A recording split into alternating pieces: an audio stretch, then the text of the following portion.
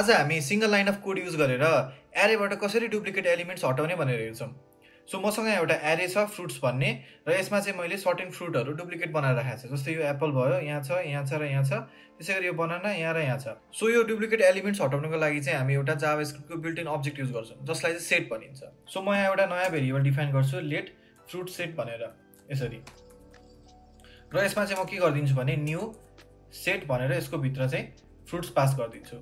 अब मैले यहाँ गएर यसरी कन्सोल डट लग गरेर यो फ्रुट सेटलाई कन्सोल गरेँ भने अब मैले यहाँ एक्जिक्युट गरेँ भने यसरी नोड इन्डेक्स भनेर। सो म अब यहाँ के पाउँछु भने एउटा सेट पाउँछु जसले चाहिँ युनिक एलिमेन्ट्सहरू मात्रै कन्टेन गरे हुन्छ। सो जाभास्क्रिप्टमा सेट भनेको यस्तो खालको अब्जेक्ट हो जसले चाहिँ जहिले पनि युनिक भ्यालु मात्रै स्टोर गर्ने भयो। अब यहाँ मेरो आधीभन्दा धेरै काम सकिसकेको छ किनभने मैले डुप्लिकेट आइटम्सहरू हटाइसकेको छ। अब मेरो अर्को काम के हो भने यसलाई मैले सेटबाट अब एरेमा चेन्ज गर्ने हो। सो त्यो गर्नको लागि चाहिँ म के गर्छु भने फेरि यहाँ गएर अर्को एउटा भेरिएबल बनाउँछु जसलाई चाहिँ म के गरिदिन्छु भने न्यू फ्रुट्स भनेर यसरी राखिदिन्छु। सो यति गरेपछि अब मैले यो फ्रुट सेटलाई चाहिँ अब एरेमा कन्भर्ट गर्नु पर्यो। सो त्यो गर्नको लागि चाहिँ म यो एरे डट फ्रम भन्ने युज गर्छु। एरे डट फ्रम गरेर यसको भित्र चाहिँ म यो हाम्रो फ्रुटको सेट पास गरिदिन्छु यसरी फ्रुट सेट। र म जब यो न्यू फ्रुट्सलाई प्रिन्ट गर्छु यसरी न्यू अन्डरस्कोर फ्रुट्सलाई प्रिन्ट गरेँ भने सो अब यसले मलाई फ्रुट्सको लिस्ट दिने भयो विदाउट डुप्लिकेट आइटम्स।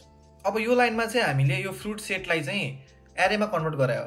अब यो गर्ने अरू तरिकाहरू पनि छन्। सो त्यो गर्नको लागि हामी एरे डट फ्रम युज नगरिकन हामी स्प्लिट अपरेटर पनि युज गर्न सक्छौँ।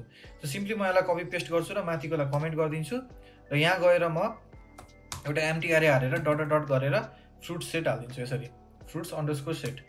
सो यसले पनि मलाई अघिकै जसरी सेम आउटपुट दिने भयो एरे अफ एलिमेन्ट्स अथवा list of fruits with no duplicate values. र अब यसलाई नै सिंगल लाइन अफ कोडबाट गर्ने हो भने चाहिँ म डिरेक्टली यो सेट बनाएको ठाउँमै गएर यसलाई स्प्लिट गर्न सक्छु यसरी डट डट डट गरेर।